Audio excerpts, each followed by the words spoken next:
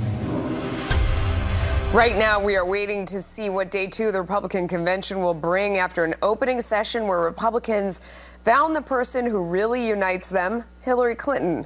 In one of the most powerful speeches of the night, former New York City Mayor Rudy Giuliani fanned those flames, attacking Secretary Clinton on Benghazi.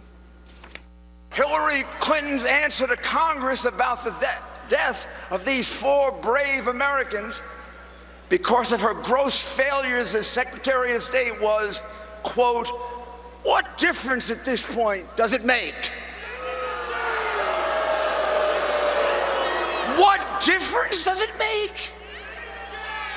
Watch the video yourself and see the arrogant disregard for American lives lost unnecessarily because of her. Kevin McCullough is a syndicated radio host. Leslie Marshall is a syndicated radio host as well and a Fox News contributor. Thanks to both of us for joining us. Kevin, what's your reaction to that and the rest of Rudy's speech last night? Well, I think he's been waiting, 12 years to give this speech. He's wanted to have a night to tee off on Hillary Clinton for the longest time, and he finally got his wish.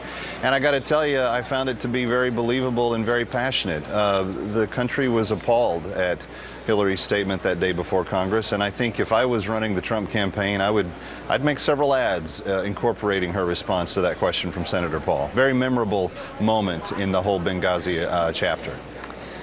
Leslie, Pat Smith, of course, is a mother of one of the fallen Americans in that whole scenario that they're talking about in Benghazi. Listen to what she had to say. I blame Hillary Clinton personally for the death of my son. That's personally. In an email to her daughter shortly after the attack, Hillary Clinton blamed it on terrorism. When I saw Hillary Clinton at Sean's coffin ceremony just days later, she looked me squarely in the eye and told me a video was responsible. Leslie, is that effective? Yes, it is very effective. This is a woman who has pain, and I know that pain. I've buried a child, and no parent should ever have to. But we also have very differing ideas of blame. For me, it was God. For her, it's Hillary Clinton. We have seen other victims' families from Benghazi, whether it is Mr. Wood's mother, whether it is Ambassador Stevens' family, whether we just look at the people that have said, that is not my experience.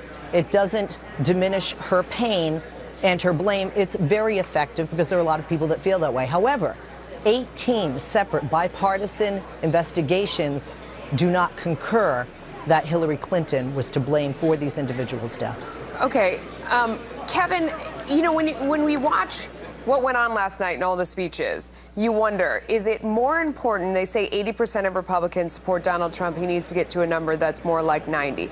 Is it more important to get those hardcore Republicans, or is it more important to try and sway people on the fringe in the middle, I would say, who are deciding between the two candidates, as opposed to those who are deciding, are they going to come out and support him, or are they going to stay home out of protest? Which group is more important today?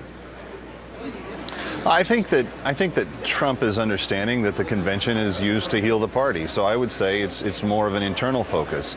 But we also do this in the age of, Snapchat and everything else. So we know that people are watching from every corner of the globe.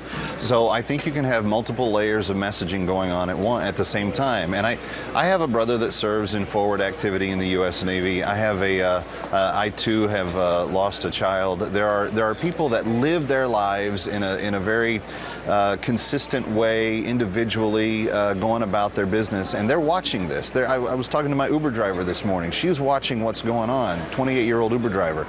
People are paying attention. So I think it is important that we talk about national security, why it's important that you can trust the person that's in that position, not to give up confidential secrets on hard drives that she shouldn't be housing them on, and not to leave our men behind.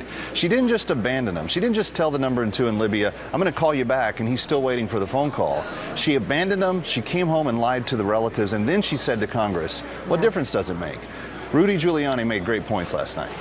Leslie, is it more important to pump up your own candidate or to attack the other side's candidate at this point in the game? What do you believe is more effective?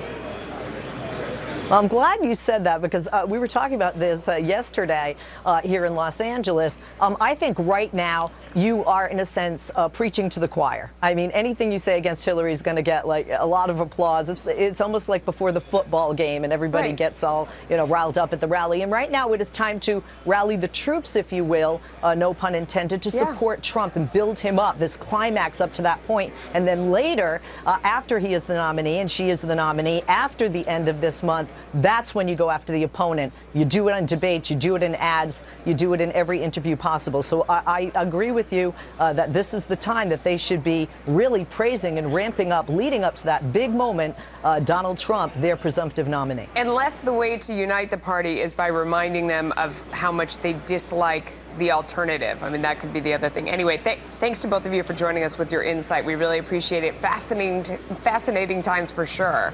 You can go behind the scenes of our coverage